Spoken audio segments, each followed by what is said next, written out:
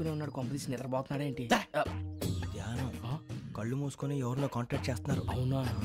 అబ్బా రామ్ ప్రసాద్, నీకు నిజం చెప్పాలంటే బాధగా ఉంది, కానీ చెప్పక తప్పదు. ఎందుకంటే అది నిజం కాబట్టి. Correct sir, correct. ఏంటి సార్ అది? నీకు 40 ఏళ్ళు వచ్చే వరకు కష్టాలు తప్పవు గురూజీ. అవి మామూలు కష్టాలు కావు, అష్ట కష్టాలనే చెప్పాలి. ఉదాహరణకు అవి ఎలా ఉంటాయంటే, దొరక్క నీకు ఫుడ్ దొరికితే అది నీ నోటికందే లోగా నీ కాలో నీ చెయ్యో తగిలే మట్టిపాలైపోతుంది. నీ వాకలికి తట్టుకోలేక అప్పు కోసం ఎండను పడి వెళితే అక్కడ తాళం వేసి ఉంటుంది. మరో కఠోరమైన నిజమేమిటంటే, నీ దరిద్రాన్ని చూసి భరించలేక నీ భార్య లేచి వెళ్ళిపోతుంది. ఒక్కతేనా ఎవరితోనన్నా? తప్పు. అతని దురదృష్టాన్ని చూసి ఎగతాళి చేయకు రమణ. Sorry sir. ఇదయ్యా రాంప్రసాద్, నువ్వు ఈ 40 ఏళ్ళు ఈ నరకాన్ని అనుభవించక తప్పదు. 40 ఏళ్ళ తర్వాత అలవాటైపోతుంది. ఇక నువ్వు వెళ్ళొచ్చు. ఏమో వెంకటేశ్వరరావు, కులాసైనా రమ్మన్నారట. నీకు శుభవార్త చెబుదామని పిలిపించాను. ఏంటి గురూజీ? నీకు శుక్రమహాదశ ప్రారంభం అవబోతుంది. అంటే శనిగా సెట్ అయిపోయినట్టేనా? ఆల్మోస్ట్ అయిపోయినట్టే. మీరంతా టోపీలు పెట్టుకునే ఉద్యోగాలు కూడా చేసుకుంటారు. ఇప్పటిదాకా మేమందరికీ టోపీలు పెట్టాం గానీ మాకు మేమే టోపీలు పెట్టుకుంటాం ఎప్పుడు అనుకోలేదు గురూజీ. అదే విధి. మరి ఇప్పుడు బిల్ల బంటోతు నుంచి బీట్ కానిస్టేబుల్ వరకు అందరికి నెత్తిమి టోపీలు ఉంటాయి. అందులో ఏ ఉద్యోగం? ఎస్ఐ గారు కూడా టోపీ పెట్టుకుంటారు తెలదా? ఏది మన చదువులకు ఎస్ఐ ఉద్యోగాలు ఇస్తారేంటి? గ్రహాలు శాసిస్తున్నప్పుడు చదువులతో పని లేదు. ఏబిసిడీలు చదివినా చాలు మీ జీవితాలు విచిత్రమైన మలుపులు తిరుగుతాయి. మీకు విపరీతమైన ఫాలోయింగ్ వచ్చేస్తుంది. మీరు చాలా ఫేమస్ అయిపోతారు. వింటానికి చాలా బాగుంది. ఇప్పుడు మమ్మల్ని ఏం చేయమంటారు గురూజీ? ఏమీ చెయ్యదు, వెయిట్ చేయండి. కాలం కలిసి వస్తే అదృష్టమే మిమ్మల్ని గేలం వేసి పట్టుకుంటుంది. అంతవరకు వెయిట్ చేయండి. వెయిట్ చేసి కొంచెం వెయిట్ కూడా పెరిగింది. అయినా పర్వాలేదు, వెయిట్ చేస్తాం. అందాక ఏ అప్పు సపోర్ట్ చేసుకుని తాగుతాం, బ్రతుకుతాం అన్నట్టు. అప్పు అంటే గుర్తొచ్చింది. అప్పు మీద మీ అభిప్రాయం ఏంటి గురూజీ? ఏంటరా ఇంత నుంచి మీకు ఎదుగుతున్నాను రా. ఇక్కడేం చేస్తున్నారు? మన టైం బాగుందిరా. ఎవడన్నా అప్పిస్తున్నాడా ఏంటి? కాదురా, ఉద్యోగాలు ఇస్తారమ్మన్నాడు గురూజీ. చూసారా, చౌదరిగా చెప్పింది నిజమే. మరి శుక్రమహాదేశ్ మొదలైంది. ఇంతకీ ఎవరా మహానుభావుడు? నమస్కారం. అయినా నేను చెప్పింది. ఆహా, సాక్షాత్ ఎంప్లాయ్మెంట్ ఎక్స్చేంజ్ నడుచుకుంటూ వస్తున్నట్టు ఉంది. పదండి పట్టేద్దాం. నమస్కారం సార్. నమస్తే. వీలే సార్ మా ఫ్రెండ్స్. నమస్తే. నేను చెప్పానుగా, భగవాన్ గారు. ఆహా, పేరులోనే దేవుడు ఉన్నాడు. లోపల కూడా పాజిటివ్ థింకింగ్ ఎక్కువ. ఇంతకీ మీరు ఇండియానా చైనీసా? India sir. మా ఫేస్ చూస్తారు అనిపించలేదు మీకు? భలే కామెడీ ఫీల్ అలా ఉన్నాడు. నేను అడిగేది ఇండియన్ రెస్టారెంటా చైనీస్ రెస్టారెంటా అని. నేనేది ఓపెన్ గా డిస్కస్ చేయను కదా. పేరు చూసి స్కూల్లో డిస్కషన్ పెడతాడు అనుకుంటే వీటేంట్రా హోటల్ అంటున్నాడు. బాబు ఎట్ ఫీల్ అవుతున్నాడు. అంతా మీ ఇష్టం అంటున్నాడు సార్. ఫస్ట్ చైనీస్ రెస్టారెంట్ కి వెళ్దాం. నెక్స్ట్ అక్కడ డిసైడ్ చేద్దాం. చాలా ఇబ్బంది పడుతున్నట్టున్నారు. నువ్వు చేత్తో తినే బాబు. నేను జనరల్ గా చైనీసే ప్రిఫర్ చేస్తాను. ఫ్యాట్ కంటెంట్ తక్కువ ఉంటది కదా. రేపు నుంచి మేము కూడా ఇదే ఫాలో అవుతాం. ఎంతకీ మీకు స్టీల్ ప్లాంటా, షిప్ యార్డా, ఏషియాడా, జింక, బంక, హెచ్పిసిఎల్. ఇవన్నీ దేనికి సార్? దేనికేంటి? ఉద్యోగం చేయడానికి. మీకు ఎందులో కావాలో చెప్పండి. నేను అమలపోతున్నారా? ఏంటయ్యా డిస్కషన్స్? మాకు నీ ఛాయిస్లు ఉంటాయి అనుకోలేదు. మీరు సడన్ గా జింకు బంకు అంటే సింక్ అవడానికి కొంచెం టైం పట్టింది. అదే అదే జేసీ గారు టోపీలు పెట్టుకుని ఉద్యోగం అన్నారుగా. వీటిలో టోపులు పెట్టుకునే జాబ్లు ఎక్కడ ఉన్నాయండి? అన్నిటిలోనే ఉంటాయి, వాటిలో కూడా ఉంటాయి. వాచ్మెన్ ఉద్యోగం కావాలా? ఇంతకీ మీరు అనే జాబ్ ఏంటి సార్? నేను చెప్పేది టోపులు పెట్టుకునే ఉద్యోగం కాదు, టైల్ కట్టుకునే ఉద్యోగం. అది టైల్ కట్టుకోవటం మాకు రాదు. వాళ్ళు కడతారులే. ఇంతకీ మీకు జిఎం కావాలనా, ఏ జిఎం కావాలనా? అట్లా పిలుస్తున్నాడు చూడు బాబు. జిఎం అడిగితే ఎలా ఉంటుందంట? ఏజిఎం అంటే వింటానికి కొంచెం పెద్దదిగా ఉంది. ఏజిఎం ఇప్పించండి సార్. అనుకున్నాను నువ్వు ఇది అడుగుతావని. జిఎం అంటే జనరల్ మేనేజర్, ఏజిఎం అంటే అసిస్టెంట్ జనరల్ మేనేజర్. తూచండి, మాకు జిఎంఏ కావాలి సార్. అది సరే కానీ భగవాన్ జీ, ఈ ఉద్యోగాలకి టోపులు పెట్టుకుని వెళ్ళొచ్చా? నీ ఇష్టం వచ్చినట్టు వెళ్ళొచ్చమ్మా. అయితే నాకు జింక్లో ఇప్పించండి. నాకు స్టీల్ ప్లేట్ నాకు బంకులో గానీ. కన్ఫ్యూజ్ చేయగానే ఆయన్ని అందరికీ ఒక చోట ఇప్పించండి సార్. కలిసి పని చేసుకుంటాం. జీతం ఎంతండి? 30,000 అంటే 40,000. వడ్డీ ఎంత? అప్పు కాదయ్యా, నీకు ఇచ్చే జీతం. అంటే తిరిగి ఒక్కలేదా? ఫ్రస్ట్రేషన్ లో ఉన్నట్టున్నాడు. అవునండి. నువ్వు ఇచ్చిన వాళ్ళు తీసుకోరు. మాకు అవసరం కూడా అదే. అంతేకాదు ప్రతి నెల గ్రాట్యుటీ, పిఎఫ్, సిఎఫ్. బిఎఫ్ కూడా సార్? ఏ నువ్వు యాక్ట్ చేస్తావా? భగవాన్ జీ, మీరు ఇదంతా ఎందుకు చేస్తున్నారు? ఊరికే మాత్రం కాదు, నేను మంచోడని చెప్పి నా కారు పెట్రోల్ లేకుండా వెళ్తుందా?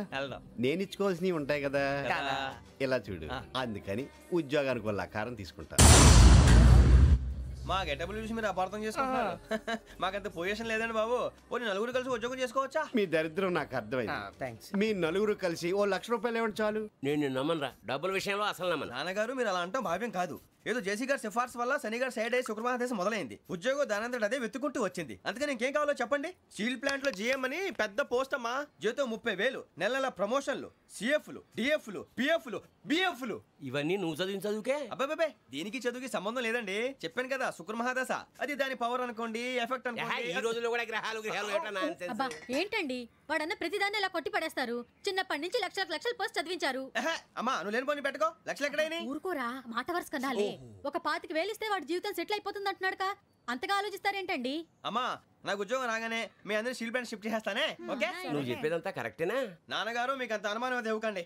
సర్లే, ఇప్పటికిప్పుడు అంత డబ్బు అంటే కష్టం కానీ నా కెనటిక్ హోండా అమ్మాలి. నాకు తెలుసు మీరు ఆ నిర్ణయం తీసుకుంటారని, అందుకే పార్టీని పట్టుకొచ్చాను. బయట వెయిటింగ్.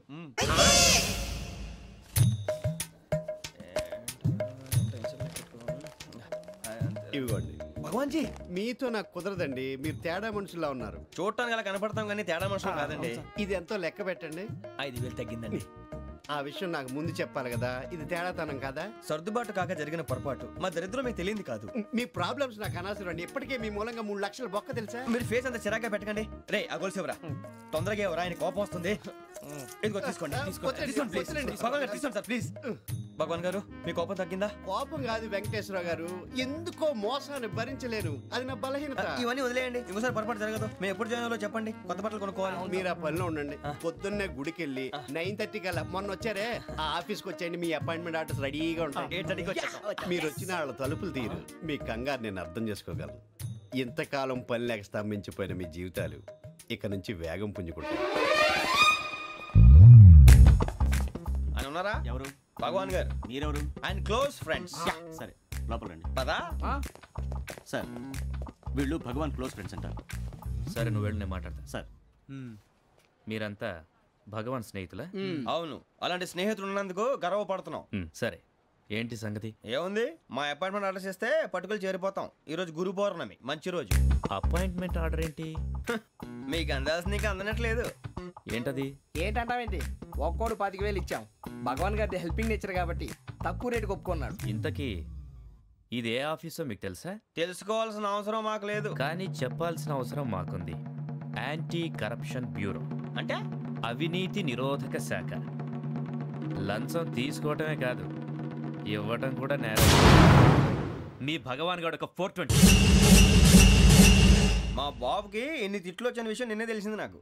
ఇంతవరకు మా బాబు నా ఒట్టుమే చేయలేదని మీ అందరితో గర్వంగా చెప్పుకునేవాడిని. First time man handing record 5,000 తక్కువే నా గోల్ చెలుగు లాగేస్తున్నాడు.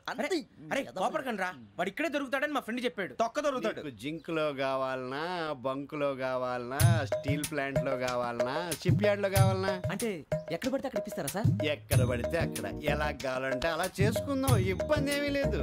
ఆపరేషన్ లో కావాలనా? అవి గేమ్స్ కదా సార్. ఆ స్పోర్ట్స్ కోటా లేవయ్యా. ఏమైంది సార్? ఉద్యోగాలు ఇప్పించమని ఎంట పడుతున్నారు. నువ్వు టచ్ లో ఫోన్ చేయ.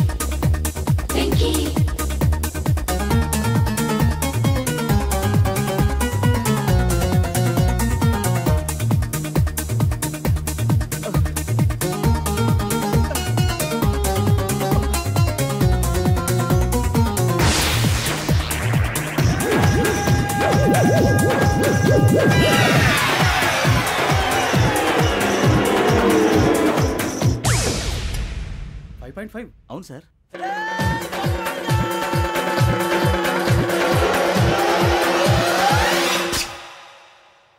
గ్రేట్.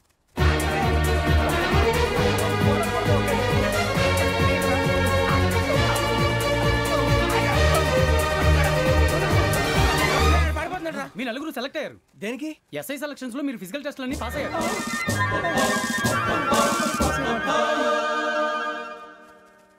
కానీ మేము అప్లై చేయలేదు సార్. అప్లై చేయలేదా? చేయి వదలకండి సార్, కాలు పట్టుకోవాల్సి వస్తుంది. రాగరాకు వచ్చిన అవకాశం. సరే, మీరంతా డిగ్రీలు పాస్ అయ్యారా? ఎప్పుడో.